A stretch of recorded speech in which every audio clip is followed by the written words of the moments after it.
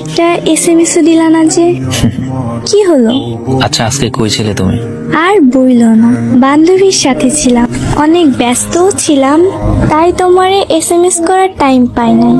আর তুমিও একটা এসএমএস দিলা না, যাক ভালোই। এসএমএস? কোন বান্ধবীর সঙ্গে ছিলে আর কই গেছো ওর সাথে? আইরিনের সাথে ছিলাম, ও কিছু কেনাকাটা করবে তাই ওর সাথে গেছি।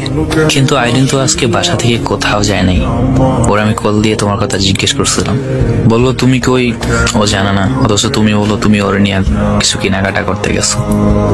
আমি মিথ্যা বলি? বিশ্বাস করো না আমারে, সন্দেহ করো কেন? আমার এসব সন্দেহ একদম পছন্দ না। আমি তোমার কিসের ভালোবাসা যাকে তুমি সন্দেহ করো? বিশ্বাস করো না? বিশ্বাস? এই বিশ্বাসের দোহাই দিয়েই তো সবকিছু করলে।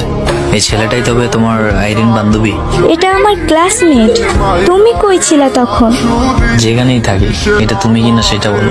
হ্যাঁ, বাট বিশ্বাস করো, আমরা জাস্ট ফ্রেন্ড। আমি ঘুরতে গেছি, পরে ওর সাথে দেখা হয়েছে, আর বললো কিছু কথা বলবে, তাই বইসা দুজন কথা বলছি। দেখো, ভুল বুঝো না। ভুল বুঝবো কেন? ঠিকই বুঝি। কি মজা পেলে আমার বিশ্বাসটারে ভেঙে দিয়ে? কি ক্ষতি করছি তোমার আমি? শুধু তোমাকে ভালোবাসাটাই কি আমার অপরাধ ছিল? অন্ধের মতো বিশ্বাস করে আমি পেলাম তোমার থেকে। তুমি জানতে আমি এলোমেলো হয়ে যাব।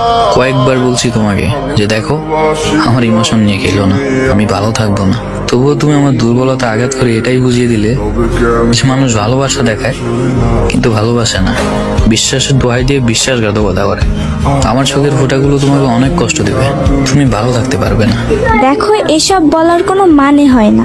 ও আমার একটা ছেলে ফ্রেন্ড জাস্ট। ওর কথা আগে বলি নাই হয়তো, তাই তুমি জানো না। উল্টাপাল্টা কিছু ভাবার কোনো মানে হয় না। ও জাস্ট ফ্রেন্ড হয় আমার। আমি তোমাকে কয়েকবার জিজ্ঞেস করছি তোমার জাস্ট ফ্রেন্ড, বেস্ট ফ্রেন্ড কিছু আছে কিনা। সবসময় বলতো অমন কেউ নাই, অথচ আজ নিজ চোখে যখন এসব দেখলাম তখন তোমার ক্লাসমেট হয়ে গেল ছেলেটা, অ্যান্ড ফ্রেন্ড। তাই তো আইডি পাসওয়ার্ড চাইলে একই সবুক গাইতে। বিশ্বাস রাখতে পারো, অনেক সুন্দর করে ঠকাতে পারলে তুমি। ভালো থেকো। আমি যদি তোমার শূন্যতা নিয়ে মরেও যাই, বিশ্বাস করো আমি দ্বিতীয়বার সুযোগ দিব না আমার লাইফে তোমাকে। আর যত কিছুই বোঝাও, আমি বাচ্চা না, আমি সব বুঝি। আজ থেকে তুমি আমার কাছে মৃত।